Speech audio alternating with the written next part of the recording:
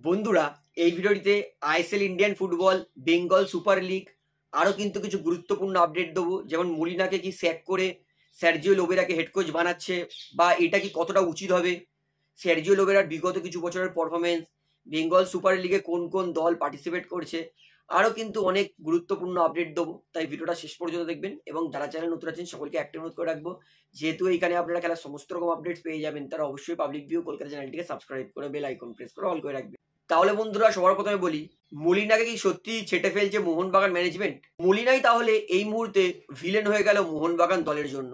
যেই মলিনার কোচিং এ এক সিজনে Mohun Bagan ISL shield, ISL trophy, IFA shield জিতলো, সেই মলিনা সুপার কাপে পয়েন্টও নয়, গোল ডিফারেন্সের জন্য সেমিফাইনালে কোয়ালিফাই করতে পারলো না। তার ফলে মলিনাকে সবাই বলছে স্যাক করে দাও।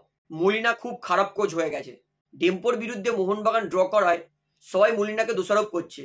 ঠিকই, মলিনা তো দোষী, কারণ যখন জানে সবার প্রিয় ফুটবলার ডিমি পেট্রাটস চরম আনফিট, রবসান রবিনো যাকে ম্যানেজমেন্ট নিয়ে এসেছে আনফিট, তাকে কেন মলিনা ডেম্পোর বিরুদ্ধে নামালো? ডেম্পোর বিরুদ্ধে মলিনা মোহনবাগানের খারাপ ফুটবল দল নামিয়েছিল। খারাপ বলতে আপনি কাকে খারাপ বলতে চাইছেন? Dimi, Robson, Alberto, Tom Aldred, অভিষেক সূর্যবংশী, অভিষেক সিং, আশিস রায়, আপনি কাকে খারাপ বলতে চাইছেন? হ্যাঁ, তিনি ভেবেছিলেন যে ডেম্পোর বিরুদ্ধে হয়তো মোহনবাগানে যেই সমস্ত প্লেয়ার গেম টাইম পাননি, যারা এখনো ফিটনেসের অভাবে ভুগছে, তারা হয়তো ডেম্পোর বিরুদ্ধে ভালো খেলে নিজের ফর্ম বা ফিটনেস ফেরাতে পারবেন।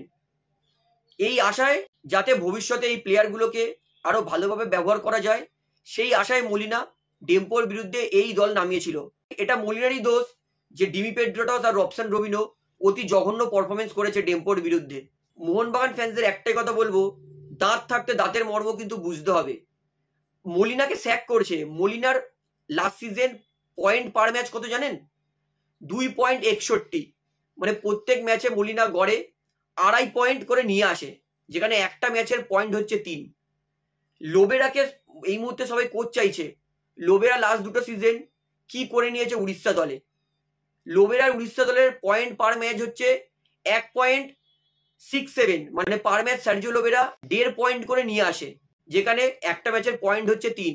2 সিজনে সার্জিও লোবেরা উড়িষ্যাকে কোনো ট্রফি জেতাতে পারিনি। লাস্ট সিজন উড়িষ্যাকে ইন্ডিয়ান সুপার লিগের টপ 6-এও পৌঁছাতে পারিনি। সেই 2023-এ একটা ট্রফি জিতেছিল উড়িষ্যা, তাও আবার কোচ ক্লিফোর্ড মিরান্ডার আন্ডারে, সার্জিও লোবেরার আন্ডারে কিন্তু নয়। অর্থাৎ মোহনবাগান ফ্যান্সরা এমন এক কোচ চাইছে, ম্যানেজমেন্ট এমন এক কোচ চাইছে, যেই কোচ পার ম্যাচ 2.5 পয়েন্ট দেয়, তাকে বাদ দিয়ে যেই কোচ লাস্ট দুটো সিজন মিলিয়ে পার ম্যাচ 1.5 পয়েন্ট দিচ্ছে, সেই কোচকে, এমন কোচকে বাদ দেওয়ার কথা বলছে। যেই কোচ লাস্ট সিজনে 3টে ট্রফি জিতিয়েছে, তাকে বদলে যেই কোচ লাস্ট দুটো সিজনে একটা ট্রফি জিততে পারেনি, সেই কোচকে নিয়ে আসার কথা বলছে। দেখুন, সার্জিও লোবেরা ভালো কোচ, এতে কোনো সন্দেহ নেই। তবে যদি পারফরমেন্সই ধরা হয়, তাহলে লাস্ট সিজন তো উড়িষ্যা দলটা খুবই ভালো ছিল, তাও কেন সার্জিও লোবেরা কিছু করতে পারলো না? লোবেরা নো ডাউট, আরো একবার বলছি, তিনি world class coach, ISL A one of the best coach, এতে কোনো সন্দেহ নেই। কিন্তু মলিনা মোহনবাগানের যথেষ্ট ভালো কোচিং করিয়েছে। মলিনার অ্যাকচুয়াল দোষ কোথায় আমি বলছি, কারণ মলিনা মোহনবাগানের ফ্যান ফেভারিট প্লেয়ার ডিমি পেট্রাটসকে সুযোগ দেয়নি। সুযোগ দেবে কি করে? পেট্রাটস তো চরম আনফিট। ডেম্পো ম্যাচ তো দেখলাম, পুরো 90 মিনিট পেট্রাটস খেললো, একটা শট ছাড়া কিছু করতে পেরেছে? আবার সেই শটটা যদি রবসান রবিনোকে পাস দিত, তাহলে হয়তো গোল হয়ে যেত। সেটা নিজে গোল করে সেলিব্রেট করবে বলে নিজে শট মারলো প্লেয়ারের গায়ে। আমার কাছে সবার আগে হচ্ছে Mohun Bagan club, east Bengal club যাতে ভালো পারফরমেন্স করে। প্লেয়ার অতটা গুরুত্বপূর্ণ নয়, দল সব থেকে গুরুত্বপূর্ণ। মলিনার আবদার ছিল একটা মিডফিল্ডার নেব, অ্যাটাকিং মিডফিল্ডার। সেই জায়গায় ম্যানেজমেন্ট রবসান রবিনোকে নিয়েছে। ম্যানেজমেন্ট একবারও ভুল স্বীকার করছে না যে একটা দলে 4টে ফরওয়ার্ড কি করছে। রবসান রবিনোকে ম্যানেজমেন্ট ইস্ট বেঙ্গলের ঘর ভাঙবে বলে সই করেছে, এটা একবারও কিন্তু ম্যানেজমেন্ট স্বীকার করছে না। ডিমিকে রাখতে চায়নি মলিনা, কারণ ডিমি তিনি লাস্ট সিজন একদম সেরকম পারফরমেন্স দিতে পারেনি, এবং এই সিজন তো মলিনার সেই সিদ্ধান্তটা সঠিক বলেই মনে হচ্ছে, কারণ ডিমি যেই ম্যাচে সুযোগ পেয়েছে কিছু করতেই পারিনি। দেখুন, ডিমি মোহনবাগানের জন্য বহু সিজন ভালো খেলেছে, তাই এই যে সিজনে ডিমি খেলছে এটা ডিমির প্রাপ্য, সেই বিষয়ে আমি কিছু বলছি না। কিন্তু রবসান রবিনোকে কি অতিরিক্ত আরো একটা এক্সট্রা ফরওয়ার্ডের কি ম্যানেজমেন্টে সই করা উচিত ছিল? এই মুহূর্তে সমস্ত দোষ হয়ে গেছে মলিনার। মলিনা যিনি ইরানে খেলতে যেতে চেয়েছিলেন, কিন্তু আমাদের শৌখিন প্লেয়াররা তারা ইরানে খেলতে যেতে চায়নি, ম্যানেজমেন্ট তাদেরকে পাঠায়নি, কিন্তু মলিনা খেলতে যেতে চেয়েছিলেন। এটাই হচ্ছে মলিনার দোষ। মলিনা বলেছিলেন যে যদি আইএফএ শিল্ড খেলে মোহনবাগান তাহলে তিনি কোচিং করাবেন বলেও রাজি। এটাই মলিনার দোষ ছিল। ঠিক আছে, একটা সুপার কাপে কিছু গোল ডিফারেন্সের জন্য মোহনবাগান কোয়ালিফাই করতে পারিনি, কারণ ডেম্পোর বিরুদ্ধে যদি মোহনবাগান বেস্ট প্লেইং 11টাই নামাতো, ডিমি রবসানকে সেই আরো একবার বেঞ্চে বসিয়ে রাখতো, ওদের ফিটনেস যেরকম ছিল সেরকমই থাকতো। এটাই মলিনার একটা ভুল সিদ্ধান্ত হয়েছে। তিনি চেয়েছিলেন যে ডিমি আর রবসানকে গেম টাইম দিয়ে ফিটনেসে ফেরাবেন। যাই হোক, মলিনাকে স্যাক করে দিলে, এত উঁচু মানের কোচকে স্যাক করে দিলে মোহনবাগান কি সাফার করবে সেটা ভবিষ্যতেই বলবে। আমি as a sports commentator, sports journalist, আমি একটাই কথা বলবো, মলিনাকে স্যাক না করে ইমিডিয়েটলি মোহনবাগানে একটা অ্যাটাকিং মিডফিল্ডার আর একটা সেন্ট্রাল মিডফিল্ডার অথবা ডিফেন্সিভ মিডফিল্ডার সই করা উচিত। এটা মোহনবাগানের জন্য বেস্ট সলিউশন হবে কোচকে বদলানোর থেকে। এখনো হাতে 10 দিন সময় আছে। এই 10 দিনের মধ্যে হয়তো আমরা জানতে পারবো যে মলিনাকে স্যাক করে সার্জিও লোবেরাকে নিয়ে আসা হচ্ছে, না মলিনাই তিনি মোহনবাগানের হেড কোচ থাকছে। তবে এখনো কিন্তু এটা অফিসিয়াল হয়নি যে মলিনাকে স্যাক করবে আর সার্জিও লোবেরাকে নতুন হেড কোচ বানাবে। অনেকে আমাকে একটা প্রশ্ন করছে যে দাদা, মোহনবাগান কি নতুন অ্যাটাকিং মিডফিল্ডার বা ডিফেন্সিভ মিডফিল্ডার সই করবে? এই মুহূর্তে দাঁড়িয়ে বলছি, মোহনবাগান ম্যানেজমেন্টের তরফ থেকে কিন্তু এরকম কোনো বার্তা আসেনি। অ্যাটাকিং মিডফিল্ডার বা ডিফেন্সিভ মিডফিল্ডার মোহনবাগান কিন্তু সই করার কোনো পরিকল্পনা করেছে না।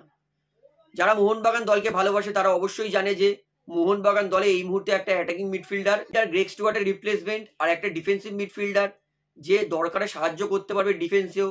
এই দুই প্লেয়ার মোহনবাগান দলে কিন্তু ইমিডিয়েটলি লাগবে। এই দুই পজিশনে যদি মোহনবাগান বিদেশি প্লেয়ার সই করতে পারে, আমি মনে করি মোহনবাগান কিন্তু আরো একবার যেমন এই মুহূর্তে ভারতীয় ফুটবলে ডমিনেট করছিল সেটা কিন্তু আরো একবার করতে পারবে। তো এই বিষয়ে আপনার বক্তব্যটা কি আমাকে অবশ্যই কমেন্টে জানাবেন। এইবারে আপনাদেরকে বলি, বেঙ্গল সুপার লিগের কিন্তু দল ঘোষণা হয়ে গেছে। টোটাল 9টা দলে কিন্তু বেঙ্গল সুপার লিগ অর্গানাইজ হবে। তবে অনেস্টলি বলছি, আমি খুবই দুঃখিত যে বেঙ্গল সুপার লিগে কলকাতা কোনো রকম টিম নেই। কলকাতা বা বালিগঞ্জ এরকম দল থাকলে আমি কিন্তু অবশ্যই মন প্রাণ থেকে কোনো দলটাকে সাপোর্ট করতে পারতাম। তো টোটাল 9টা দল কিন্তু বেঙ্গল সুপার লিগে রেজিস্টার করেছে নিজের নাম।